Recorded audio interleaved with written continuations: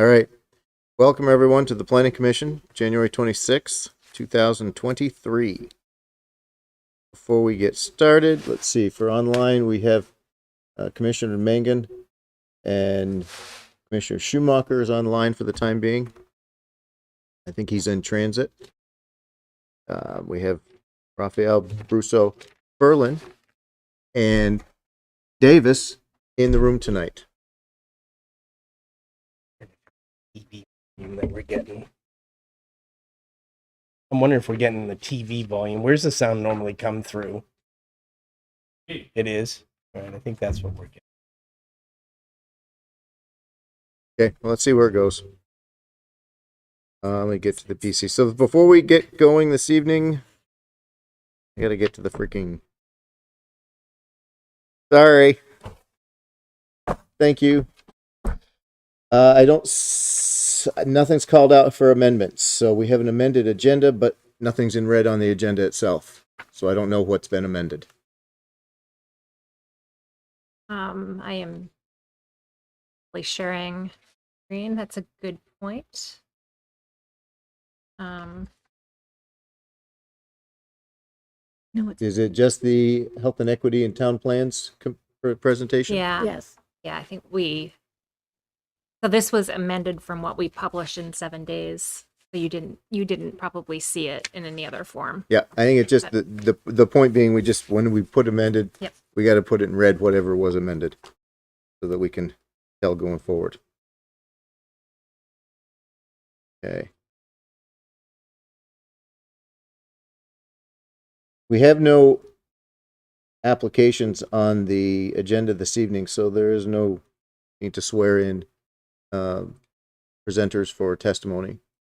So I think we'll roll right in. The first item on the agenda would be public comments. If anyone has anything they'd like to present to the commission for items that are not on the agenda, this is the time to raise your hands, either virtually or if you don't have the virtual, if you don't have the raise your hand option, just speak out and let us know.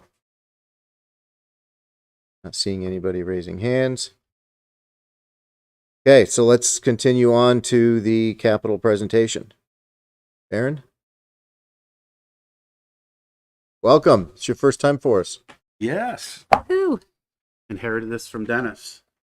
And this was going to be a 5-minute presentation, right? we joke internally sometimes. I'm the king of the one-page memo usually, and sometimes his get a little wordy. Speaking as well. So this year, the capital project team we assembled. It was myself, Catherine, Dan Roy, our finance director, and Greg Duggan. It's a little different approach than what has been done in the past here at the town. I think we've got a good team and we bring in a lot of different ideas. And I think the budget that we came up with together, capital budget, is thorough. It's definitely needed. And quite honestly, as everyone knows, it's kind of a rough year this year when it comes to losing 41% of our tax base. So there was a big void to fill. A lot of these costs that we've budgeted in the past haven't gone away. The shortfall this year was on the order of around 200,000, which some of that will be backfilled with some undesignated reserve funds that we do have in capital.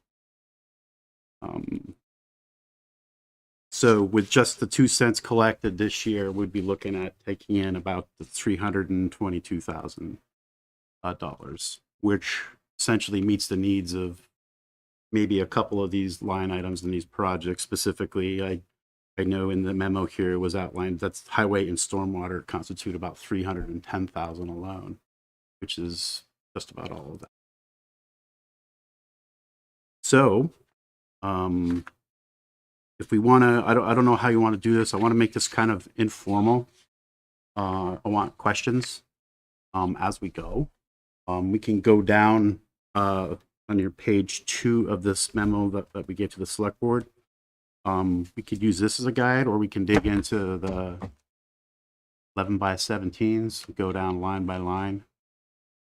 May put some of us to sleep, but I'm gonna ask, you know, in years past, this is good to know all of the budget and all of the targets.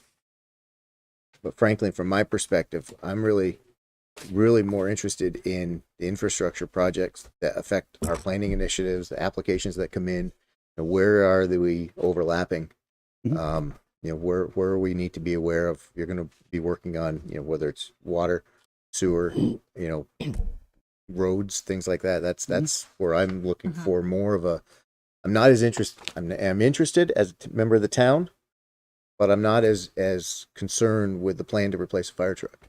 You know, frankly, that I mean, you guys, Yep, that's what you do. yep, understood. That's from my perspective. I'm one person on the commission. But we are always struggling with, you know, sewer.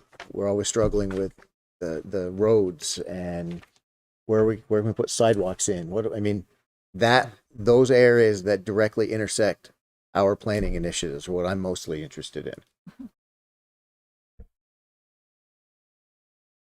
Go ahead and answer. No, that's this is yeah. Go ahead. So this will be 2 pieces then, Dusty. Definitely hear you. Yep. Infrastructure, the water and sewer infrastructure, those capital projects are under the water and sewer budget now, and it's going to be part of that presentation. And quite honestly, I think maybe it deserves to be brought in front of you, just as we do with our capital budget here on our 2 cents, as we're doing here tonight. I will definitely promise I'll let you guys know what we're coming up with on that side as well for the water and sewer. But I think the targets maybe here tonight, we should probably take a look at highways, stormwater, and trails. Mhm. Those seem to be things that definitely come up with your reviews of. They certainly have all come up recently. Yeah. So yeah. So let's start right off with highways. We start our paving program, or at least budgeting for it, taking a look at it every year. We work with CCRPC to come up with a pavement condition index for all of our roads throughout the community.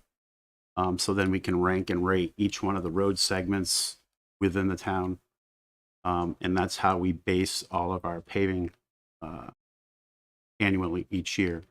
We take a group of 10 of the highest or the lowest ranked numbers, PCI numbers, and we'll go through where are they, how close in proximity are to each other. And we try to throughout the town kind of give some love around town to each of the roads in each of the developments. This year we're a little squeezed. Included in the capital plan this year is 105. We were requesting 160, and I think the 55, if I'm not mistaken, Catherine, will be made up also with some of the undesignated. So we're going to go in with the 160 for capital paving. This funding will be used with some of our operating funds, which I believe on the order of 225, 230. So there will be a substantial amount of money out there to pave. This year was kind of a rude awakening with some of the cost of paving, well over 100 a ton, kind of restricted the amount of paving we could do. So we kind of went into some of our project estimates this year with that in mind, use those inflated numbers and that number to kind of come up with our paving plan this year. Stormwater, there was a memo attached to this packet that I had Annie Costandi do up for us, kind of taking a look over the past 2 years.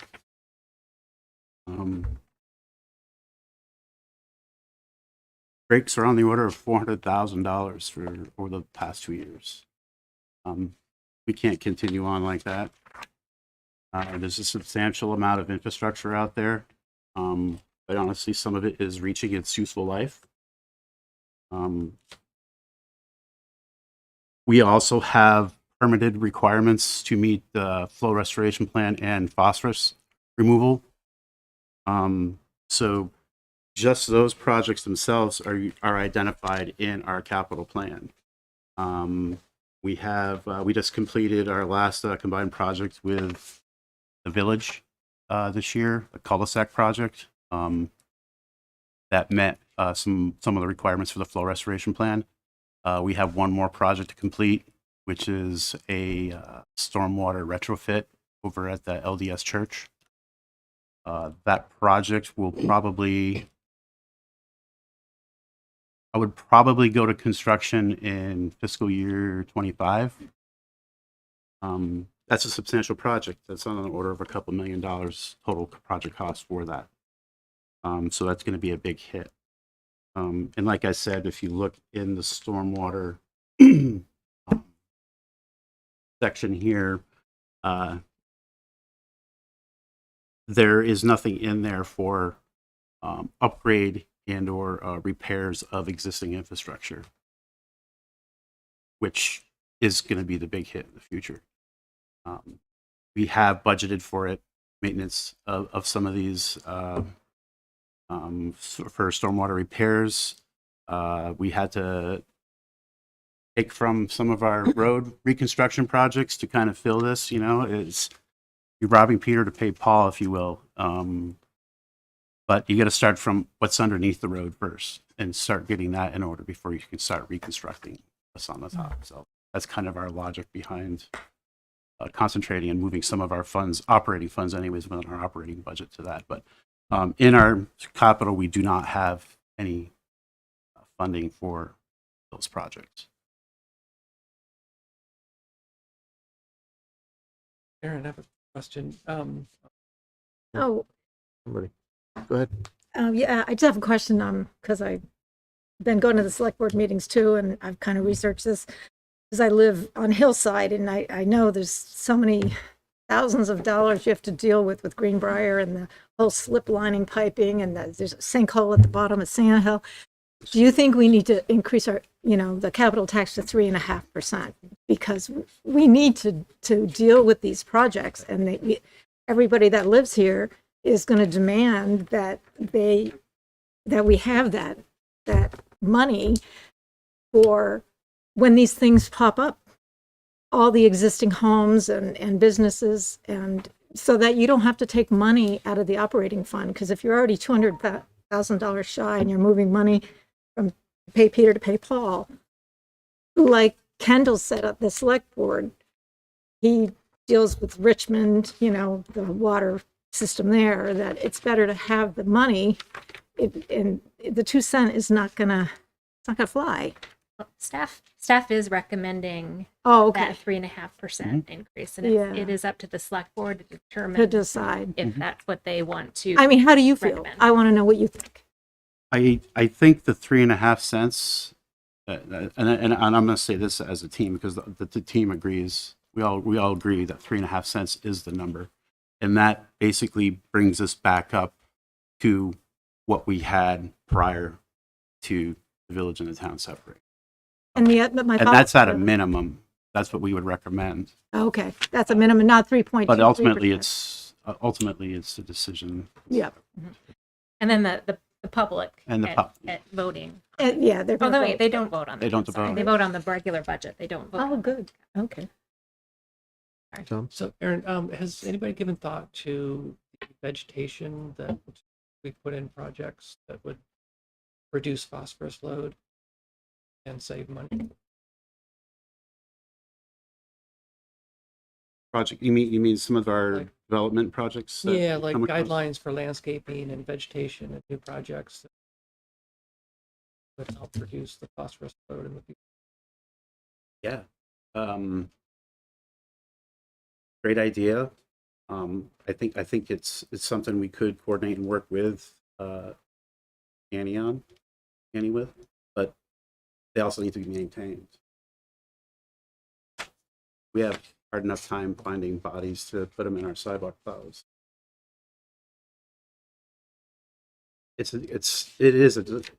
We want to do right by that. And some of those, in Burlington, I looked at a couple of areas where you see the bump outs where they have the stormwater retention and then they have the bio retention and the plants and everything.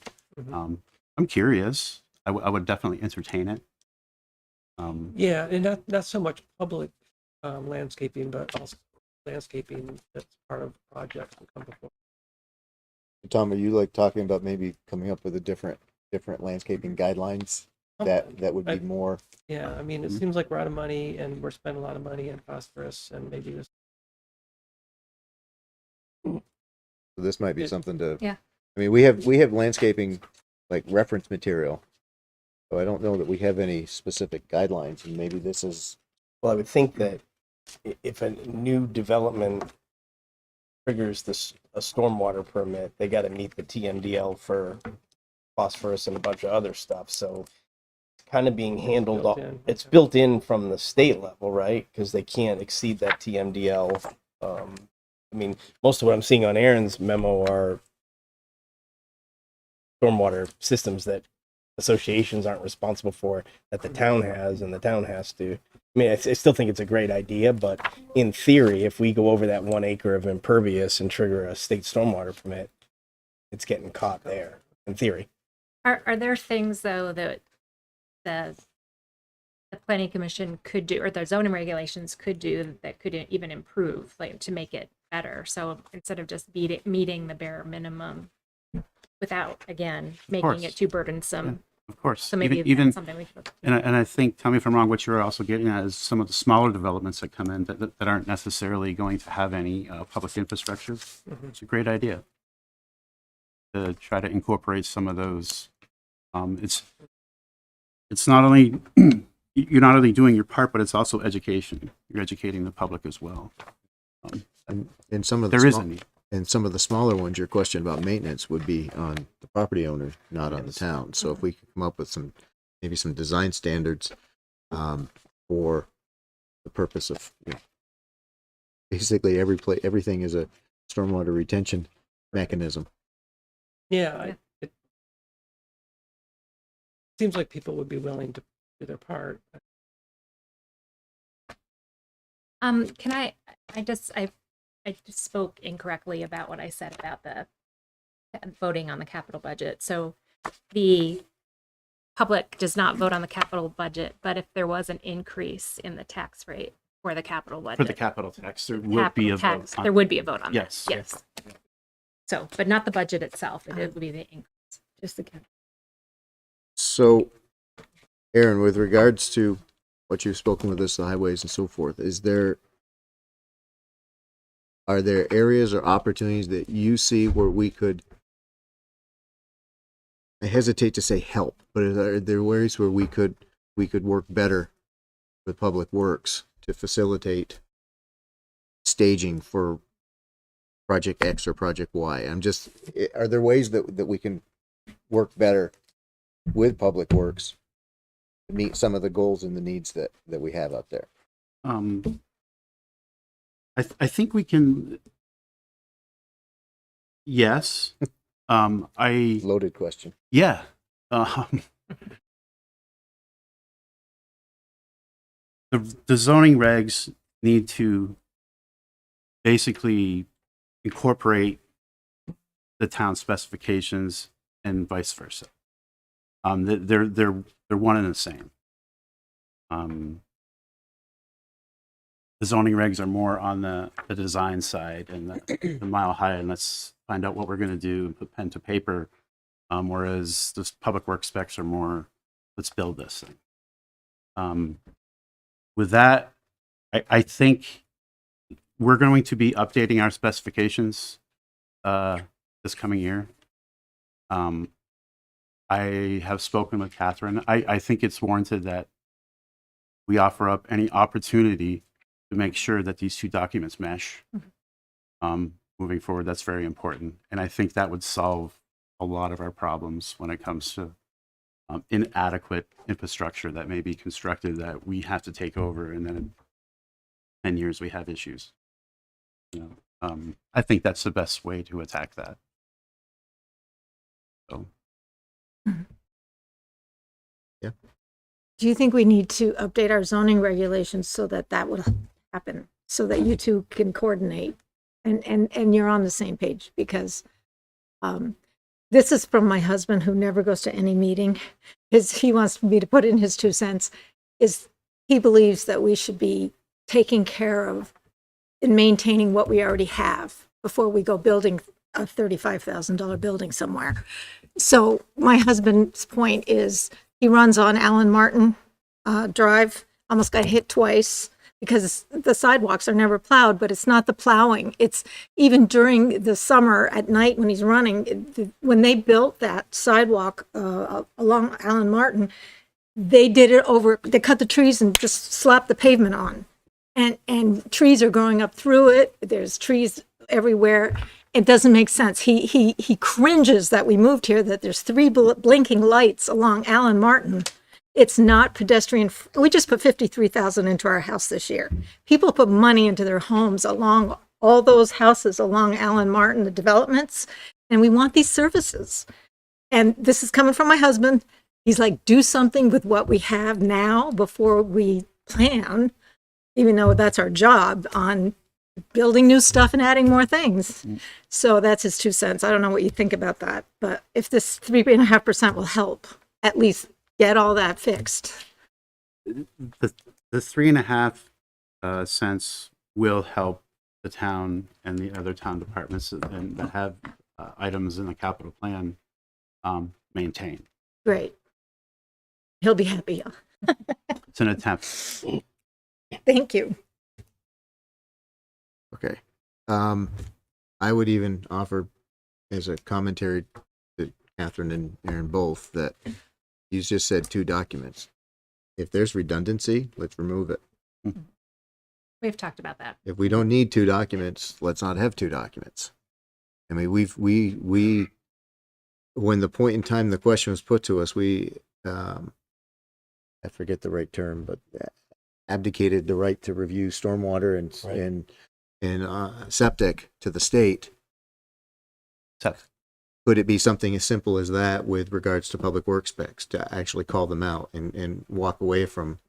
And this is just a thought process, because I don't, it has been a point of contention to what a developer presents based on zoning regulations, subdivision regulations, which is another discussion, and public works. So we don't need 2 documents. Why do we have, let's not have 2 documents. Especially 2 conflicting. And then, That's where the problem is. so I guess short version is anytime that you see where there's a potential opportunity, whether there's a project coming up or an update to a project that you feel might have some impact to our discussions, I'd think it would be worth hearing about it, either through Catherine or yourself, so that we stay sort of in alignment with the initiatives that you've got going. So we're supporting instead of conflicting. Something along those lines. We will definitely work towards it. I know that our document, we've been 17. I think it was 2017. We had the last update. And last update before that was 1985, 86. Yeah. I like to keep stuff at least every 5 years. So we're definitely due. You say every 5 decades? Yeah.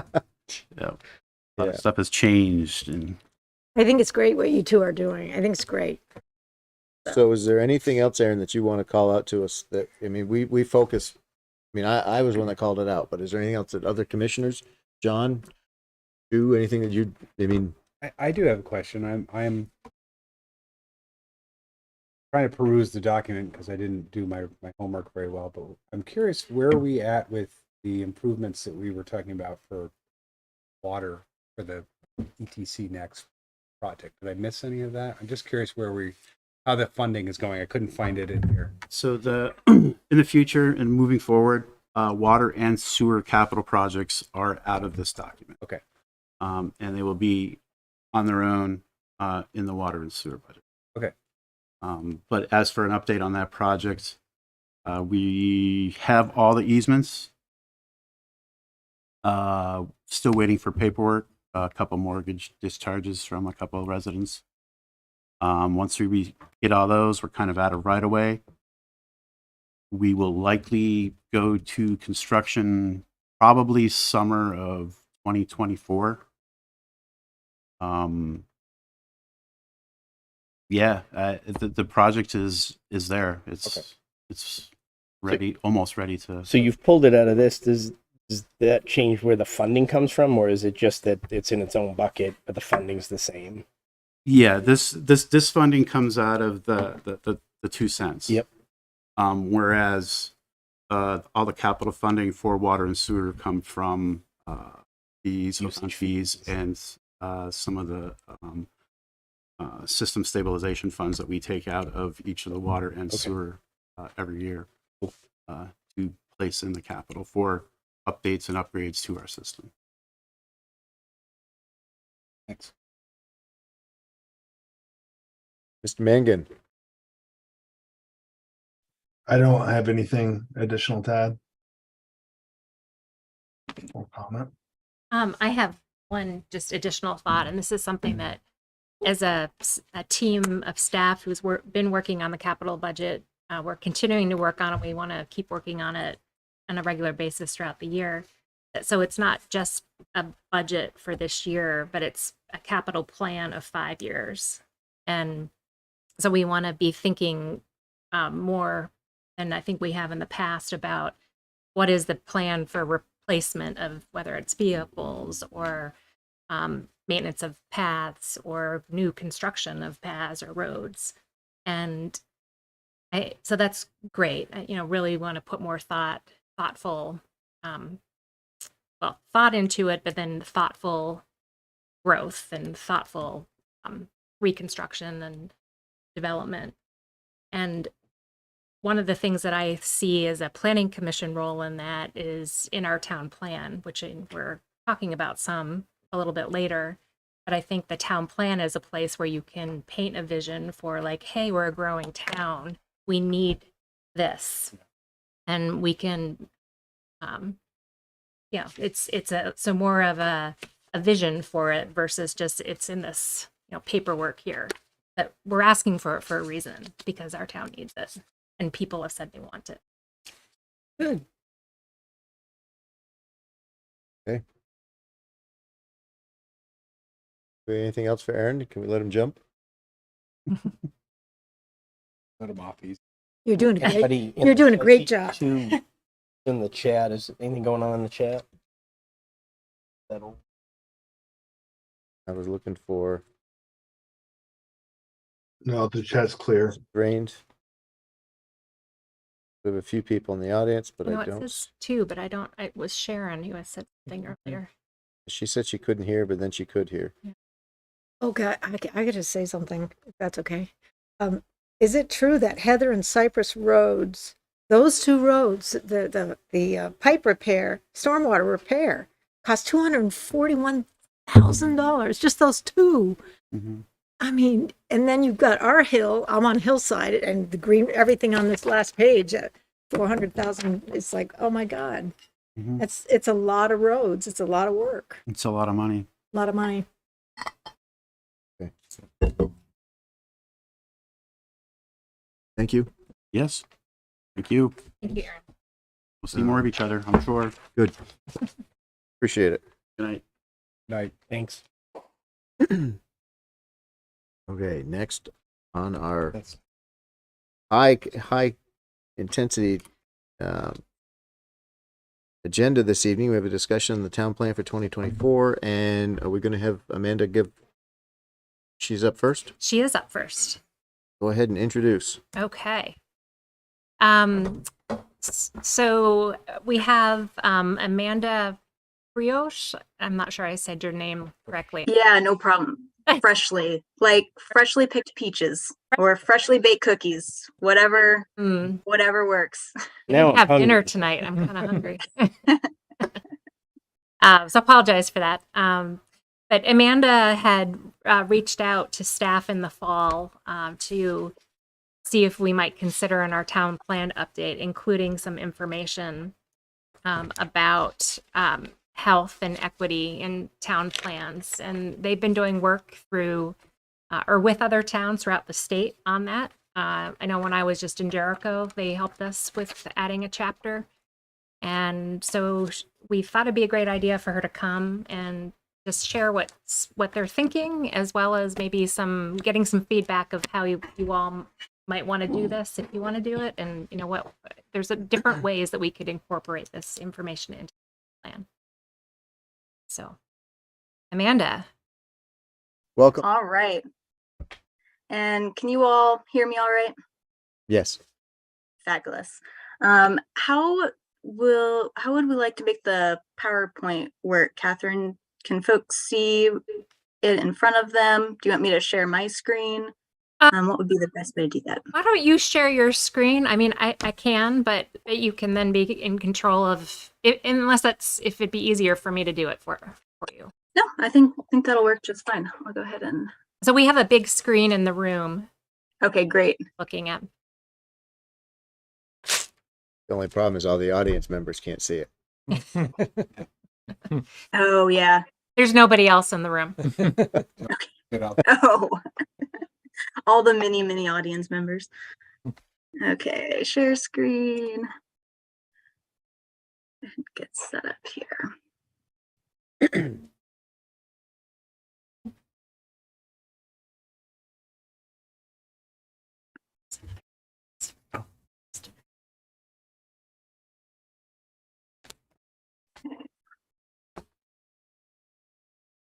All right, so here's that, and trying to get Zoom so I can see you all as I talk as well.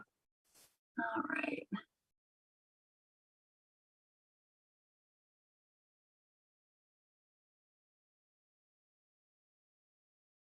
All right, how's that looking for folks?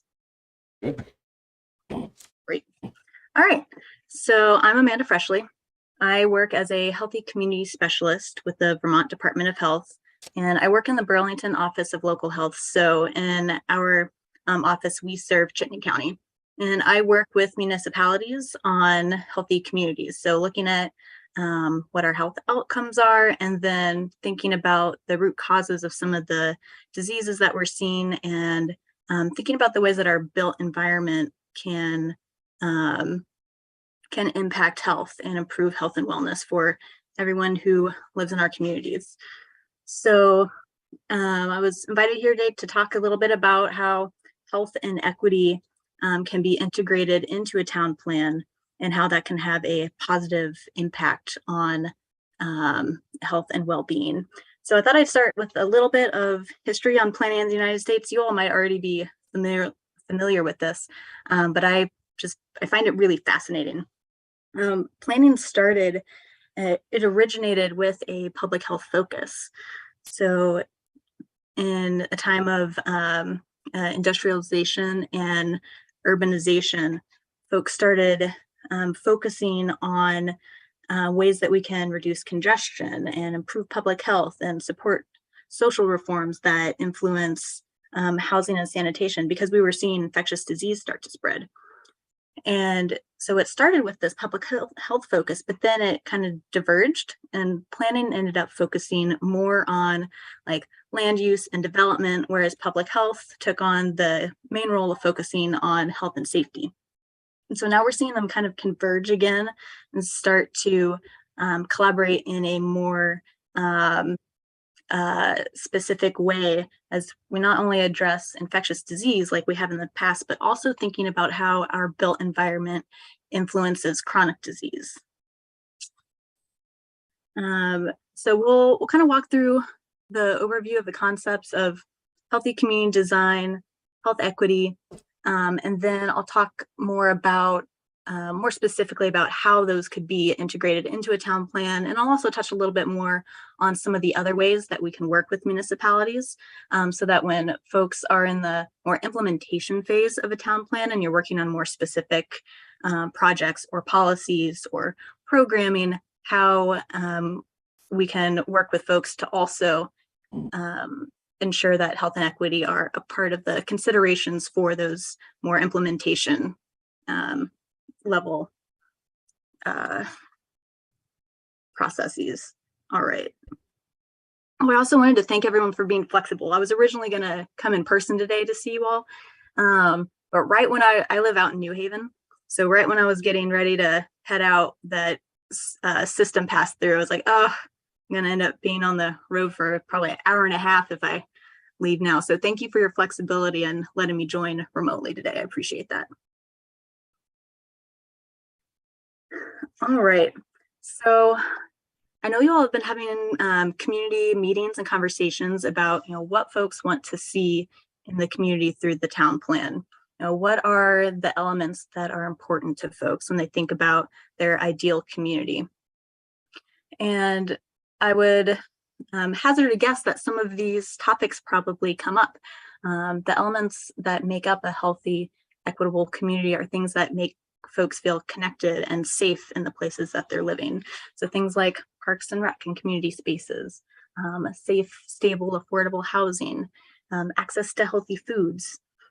And one way that you may have heard us refer to these before, maybe in the public health context, are social determinants of health. And so these are the conditions and the places where you live, work, play, and they can impact your health in a lot of different ways.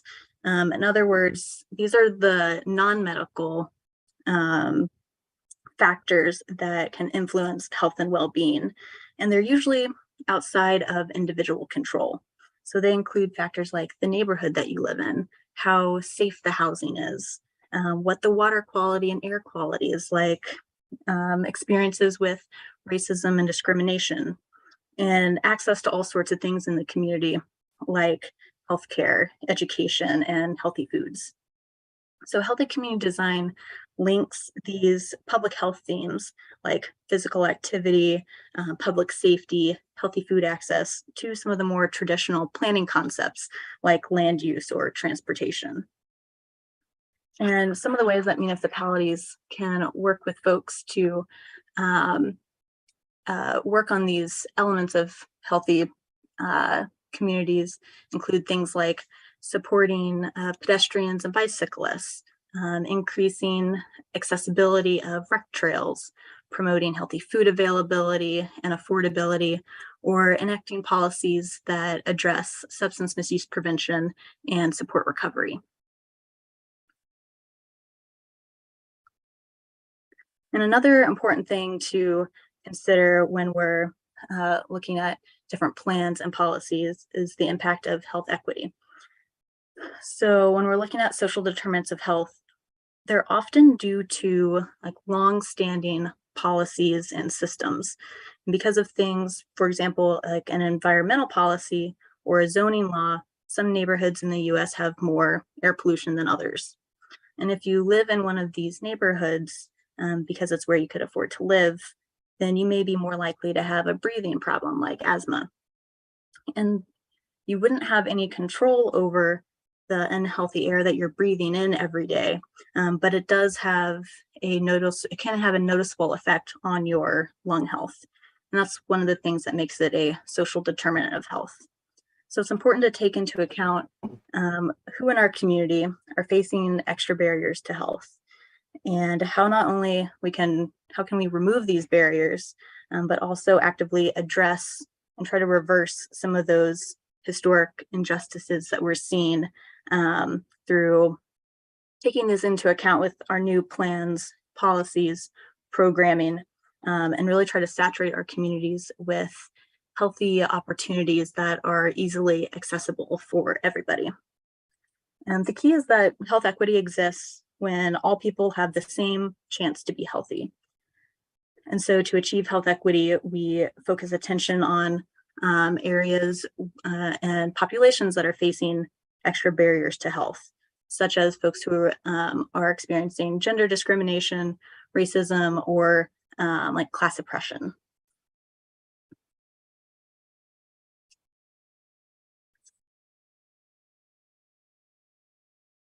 So when we're thinking about where we can have an impact, what does the data show us?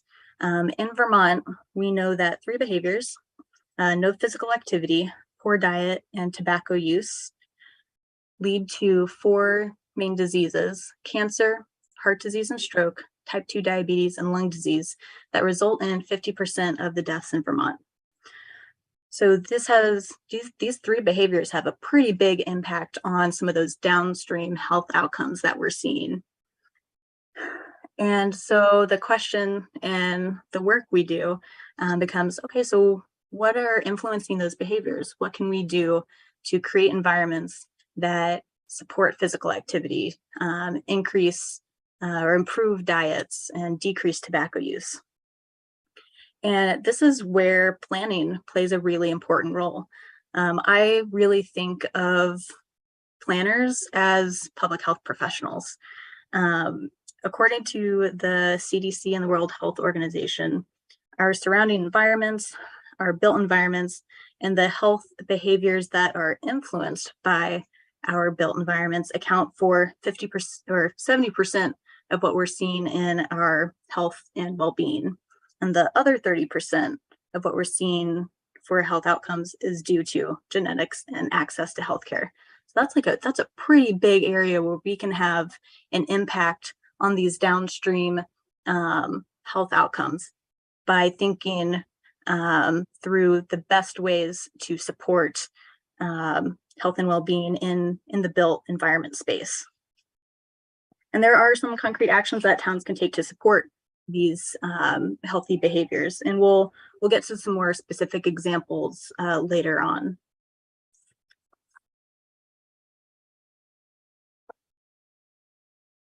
I also want to highlight that there's already a lot of good work happening, and there's a foundation that folks can build on. Regionally, there's the ECOS plan. And while health is not a required element in town plans, we are seeing it become more of a norm. In Chittenden County, we've had some early adopters, and I'll give some examples in a second too, as well as many other states and regions that are including health and equity in their town planning process. In the ECOS plan, we do have a health chapter in there. ECOS is a plan that CCRPC puts together and sets regional goals. And our office helped author the health chapter for that. It is in draft form right now, but the draft goal right now for the health section is that all people in Chittenden County have a fair and just opportunity to be healthy and to live in healthy communities. So that'll sound pretty familiar based on the health equity information that we were just talking about. And looking through your current town plan, you've already integrated some social determinants of health throughout the plan. It already mentions housing, education, job opportunities, active transportation. And these are all really important key parts of a healthy, equitable community that we can help build on when you're revising your current town plan. There are also other community efforts that are going on that I'm sure you all are even more familiar with than I am. But I reached out to the executive director at Essex CHIPS, Christina, to talk to her a little bit about some of the health efforts and wellness supporting efforts that they're doing at CHIPS and kind of some of the needs that she's seen in the community. We've worked with CHIPS in the past on substance use prevention. So they provide after-school programming to youth in Essex and Westford area, and they've engaged in some different after-school activities focused on mental health, consent education programs with steps to end domestic violence, financial literacy for youth in collaboration with Key Bank. They did a health equity series with 4-H. And so it's just really exciting to see some of these different collaborations and work that's already being done in Essex. It kind of sets that foundation that can be built on moving forward. And this gets to the point where we'll talk a little bit more about what this actually looks like in practice. So to integrate more health and equity considerations into a town plan, there are kind of two main approaches that folks take. One is including a separate, sorry, I'm trying to move this little thing around so I can see you all better. Maybe it's not meant to be. All right. One is including a comprehensive review of all the elements in a town plan for health and equity implications. And another is including a separate health element. And these approaches actually work really well together. So it doesn't necessarily have to be either or. So the major strengths of the comprehensive review of all the elements is that it smoothly integrates information and actions into each element of the plan. So it ensures that that inherent connection between each topic and health is clear. So for example, if a transportation engineer was referring to the town plan, they may not think to look at a separate health element, but if there are accessibility policies or guidance related to sidewalks, if there are safety goals that are mentioned in the transportation section, those are things that would be on their radar because it's woven into the parts of the plan that are relevant to them and that they would see naturally when they're reviewing those sections. A separate health element also has some really important aspects. I think the major strength of this one is that it highlights health as a key priority for the town. And it allows more opportunity to explain the context, the connection between planning and health. And probably most importantly, it allows the town to spend time on topics that may not, it may not be obvious where else in existing elements that information could go. And that's something that can be expanded on in the health element. So for example, with mental health is something that you can talk about in relationship to economic development, strong job opportunities, safe, affordable housing, quality education. But there might be other aspects of mental health that are really important to discuss too, such as having after-school opportunities or places or goals for older adults to connect with each other throughout the community. And those are things that can be explored more in a separate health element. We've also seen folks who expand on topics such as recovery from COVID, prevention of future infectious diseases, the role of prevention and recovery from substance use disorders, or even the role of health impact assessments when it comes to community design. So these are all topics that maybe wouldn't fit as seamlessly into some of the other elements that, if important to the community, we could dig more into in a separate health element. And for some Vermont examples, we've seen folks use combinations of these. So with the ECOS plan, which I talked about earlier, there is a separate health chapter in that. We've also provided some data for the ECOS economy section. Winooski, they have a separate health chapter titled Safe, Healthy, Connected People. And in this element, they talk about goals related to food access, public safety, education, parks and rec, and community connections and programming. Jericho, we assisted them back in 2019 with authoring a separate health element. And Williston, also in 2019, we helped them with the comprehensive review of all the elements and integrating the health implications in language. So depending on what their needs are, what you'd like to focus on, we're happy to work with folks to make it work for whatever your needs are.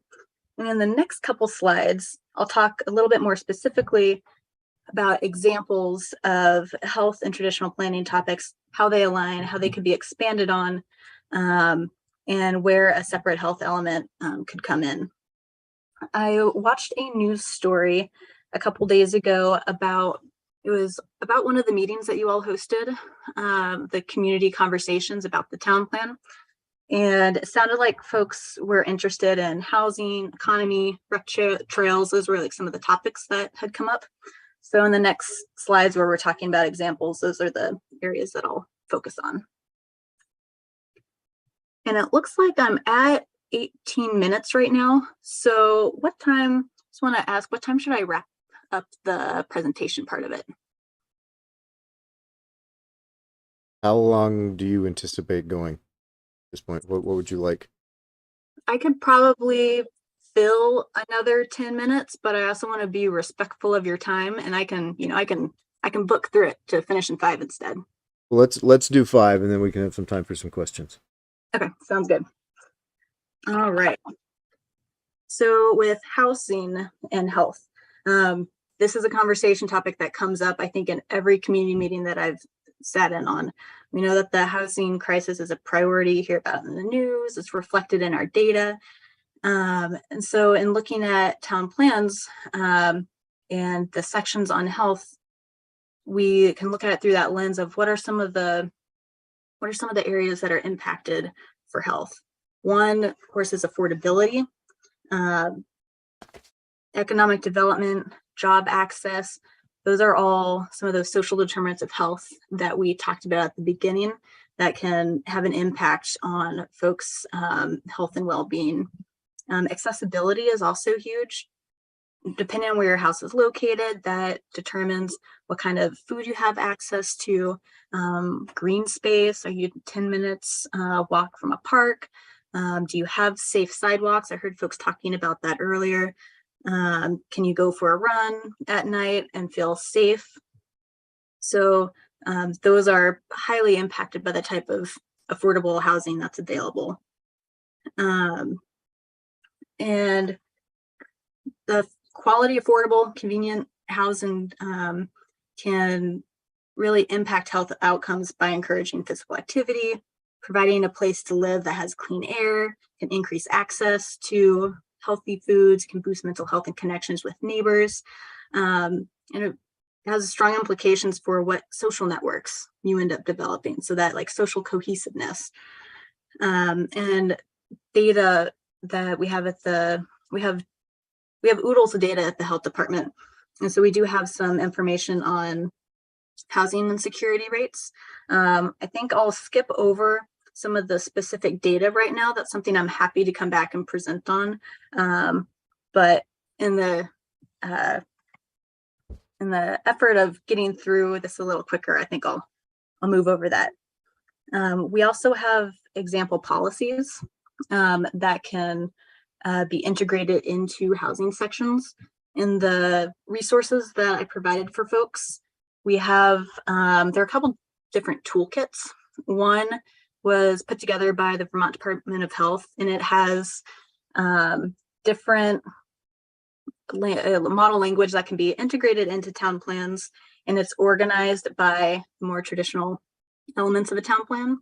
There is also another section of a toolkit that was printed out that has information, model language organized by health topics. So a couple different ways to look at health language, just a couple different resources. There are oodles of resources out there. So we can definitely work with folks to basically meet whatever language needs you have. You won't have to reinvent the wheel. Economic development and health is also very closely tied. Equitable economic development with quality wage earning opportunities can promote robust economic growth. It can improve health outcomes by decreasing poverty rates. It can increase access to healthcare, insurance for healthcare, can increase community resources like well-funded schools, and also is linked to reducing deaths caused by chronic disease. Income is one of those social determinants of health that impact many different health outcomes that we've looked at.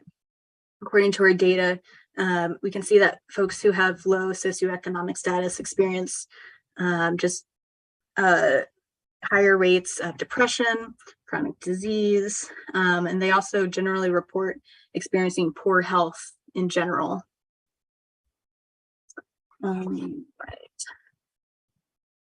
I think transportation and health is one of the topics that maybe is like the first thing that pops into people's mind when they're thinking about health and planning, because of the just natural tie between Parks and Rec and health. But there are other implications as well with mental health, improving the climate through reducing greenhouse gases, connecting folks to concrete job opportunities, and safety as well. So if folks have access to sidewalks where they feel safe walking at night, or when it's getting dark at 3 p.m. in Vermont, those can also tie directly to what kind of physical activity and mental health opportunities people have. All right, I'm gonna kind of skip along here. And towns really also have different types of health chapters, or different ways that they integrate health. So in reading through the highlights in your current town plan from the heart and soul work that was done for the previous town plan, a few words that stood out to me were thriving, safe, welcoming, connections, and any of these themes, along with any new ones that are connected or collected through your current community meetings, those could be central themes or focuses of a health chapter. So like I said earlier, we have sample language for policies, for boilerplate chapters, and different evidence-based resources that we can use to focus on whatever is most important to you and your community. In addition, when folks are getting to more of the implementation phase, comp plans are really kind of as upstream as it gets, setting the policy foundation for future work.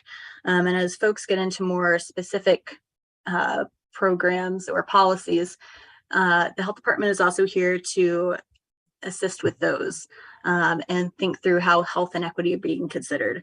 So if you wanted to discuss the implications of a new site plan for a city hall or a bylaw or policy, analyze a corridor redesign, the main takeaway from this slide is that there are many different ways that we can support folks depending on what your timeline is, how intensive the project is. We're happy to meet with folks and discuss different ways that the health and equity implications can be front and center for any of the work that is being done. All right. And so that just brings me to the list of resources that we gave you all. And thanks to Catherine for printing those out. I won't go into detail on what all these are. They're just helpful things to take a look at to get an idea of what some of the overall themes of healthy planning are. The 2-pager has some interesting information on how planners and other folks involved in the town process can work together. The toolkits have lots of great information, but they also have sample language that can be helpful to see kind of what that actually looks like in practice when it comes to inserting health language. And VDH also has an evidence-based practice list. I just printed out the one focused on housing, but there are best practices for all these different sectors: ag, energy, housing, land use, and transportation, which may also be helpful to consider when looking through this information. And that is it from me.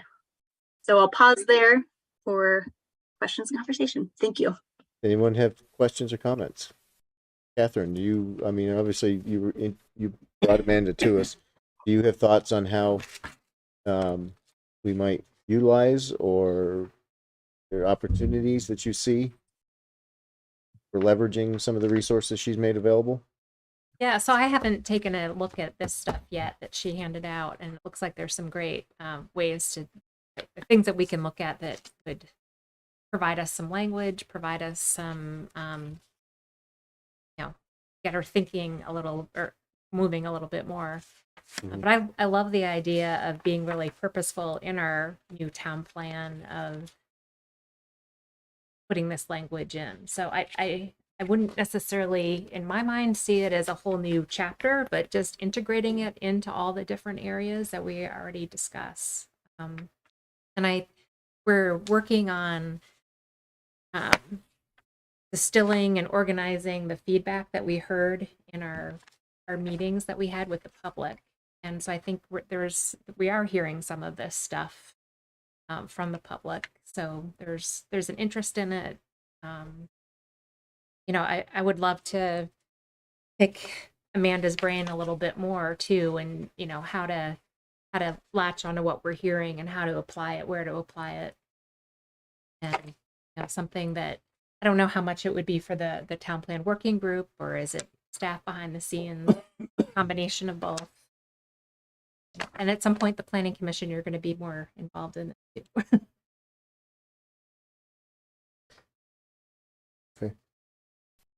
My question would be, how often do you find that in your experience, putting this language into the town plans, how often is it just, okay, we're just going to put this boilerplate in? And how often is there a real intent to adopt it to a specific town or demographics? Yeah, that's a great question. So what we would want to do with folks would be, it wouldn't be looking through the town plan and then putting just "and health" after sentences, which I've talked to folks about. They're like, we don't want that. And we would work with you to avoid duplication too. You know, we don't want to talk about the same policy in transportation as we would in the health chapter, you know, kind of avoiding that. So we would work with you to pick out whatever pieces are important to the community. So it's not necessarily just boilerplate. We have model language, model chapters, because there are some things that we see in our data that come up as important for most communities in Vermont, like with 3-4-50, physical activity, nutrition. Those are things that tend to come up as priorities for most folks. However, there's a lot of flexibility there. So we have model language for these things, but nothing is, you know, required or needs to be in there if it doesn't fit with your town's vision. So I guess that'll all to say it can all be individualized to meet your needs. It's not just like sticking a random chapter in there. We would want it to be applicable to what you all find important. I have a question. You mentioned earlier that there's lots of data at the health department. I'd be interested in looking at data for the 2,400 homes that might be eventually built next to a new industrial park.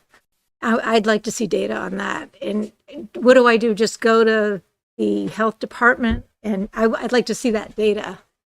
If you have. Interesting. So yeah, I'm not familiar with that project. Some of the data that we do have, at least that I work with frequently, is the youth risk behavior survey. So that looks at health outcomes and behaviors for youth in our community. So like, do youth feel like they matter to their community? What percentage of kids are vaping?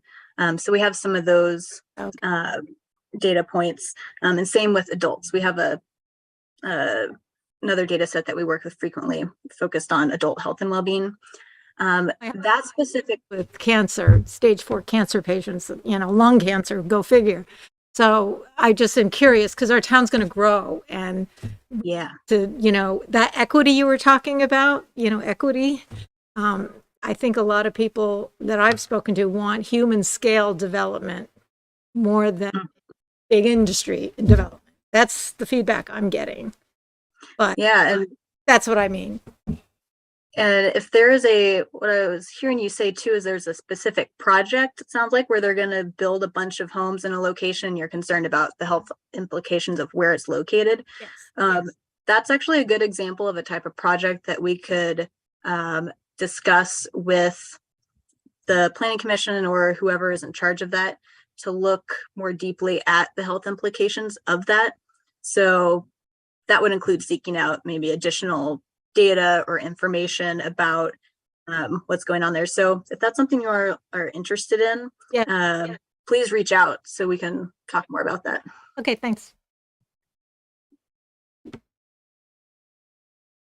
Anything else at this stage?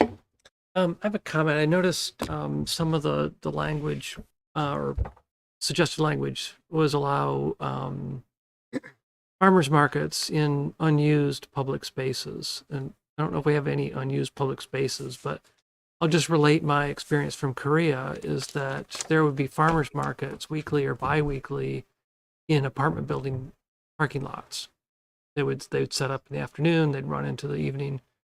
And I don't know if that's a requirement that they had to do that or if it's voluntary, but it's something to consider for, for new projects.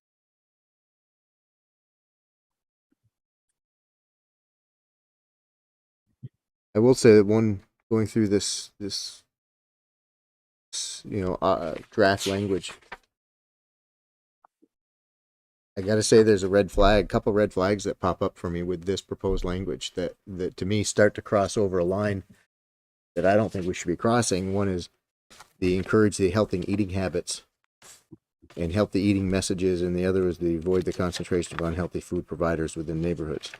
I start to feel that's where we're starting to tell people how to live. So I know it's draft language and it can be pick and choose and used. It is draft, but that's the sort of line that I start to worry about. I mean, we should be encouraging, but I'm very leery of telling people what's good for them. Other cities have, like I think Minneapolis maybe restricted McDonald's within a certain radius of a school, other things like that. So it's not unheard of. I can see guidelines like that, but it's just Well, it wasn't a guideline; it was a prohibition. I mean, but setting it for distance. But I just the title of I don't know. It starts bothering me when the title of the objective is to encourage healthy habits and healthy eating messages. I don't think we should have drive-through fast food places in Essex town. No way. Nope. I'm not going there on that, but nope. Anyways, and these are all, those are all excellent points to discuss. And like you said, all of this can be edited to fit what works for the town.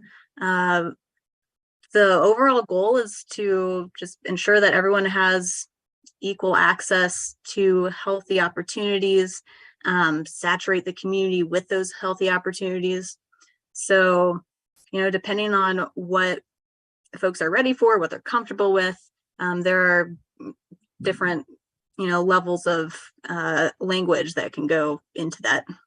But I see documents like this are like in our own process, working from something is a whole lot more effective from working from nothing.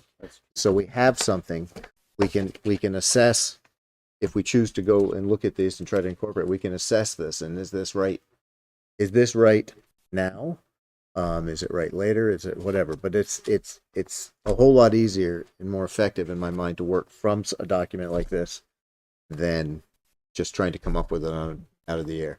So I recognize the amount of work that was done to come up with this and appreciate a tool that it provides us. There are some really great tools and resources out there too. So we have a repository of different examples of where some of these things have been used, additional tools. So if there's something that you'd like to see like more examples of or have questions on, you can let me know and I can look into that. Having those kind of examples to talk off of can be really helpful when you're deciding what works for you. Anything else? Okay, Amanda, thank you very much. Appreciate your. Yeah, thank you all so much. I really appreciate you taking the time to have us come and talk. Oh, and Heath sends his hellos and his apologies for not being able to make it today. But yeah, thank you so much for having us. And if you have any follow-up questions, please let me know. Excellent. Thank you. Thanks. Okay, moving on. I know Josh is not available tonight. Update on the community meetings, next steps. So we have anything, Catherine? Yeah, just a little bit. So as you know, we finished up our meetings. We had 2 weeks of meetings, 9 of them in total. And I believe that's right. And we had a meeting this afternoon of the working group to start looking at the data that we gathered. And so trying to put them all together, sort of assimilate some themes. But the thought is to have lots of different ways to use the data, but one real visual would be like a word cloud. So you see, here are the main things that show up in infrastructure. Here are the main things that are showing up in zoning and development and agriculture. So we took a long time, I think, today to kind of figure out how we're going to go about doing that. And we got moving. And so we've got meetings set up next week that continue through that. So is there a target in which any like a more detailed update is going to be available to be presented to the commission? Yeah, I would hope by your next meeting. Okay. Although I guess that's a development meeting. So it might just be a little bit maybe for your information, and we could talk about it further at the following meeting from there. Okay. So I would say at least by that, so the next planning meeting, which would be the second February meeting. That would be good. I think just to get a more detailed assessment of what's. Yeah, and what we we're really looking at. need to start, putting some words down on paper, and as we're updating I need to start really updating the plan, not just gathering information, but moving forward. Okay. Any questions at this point? Oh, I have one other quick little update. I'm sorry. So it looks like we might be able to have an intern from UVM help us with the town plan. So it could be doing, a variety of different things. So it could be updating our data that we have, it could be helping talk to different town departments. There could be some more community discussions. It's just a conversation I had today with the advisor at UVM, but it looks pretty positive. So I'll know more next week. Nice. That's great. Anything else? Okay, how about minutes from this January 12th? Can I get a motion? Move we approve the minutes of January 12th. A second. Do we have anyone that want to offer any amendments to the minutes as presented? Hearing none. All those in favor? Aye. Aye. Opposed? Minutes carry 6-0. Other business? Do we have any? Just again. Just how to read that page. None for me. Okay. Then I would take a motion. Don't make. I move we I'll second. A second. All right. All those in favor? Aye. Aye. Aye. Aye. We are adjourned.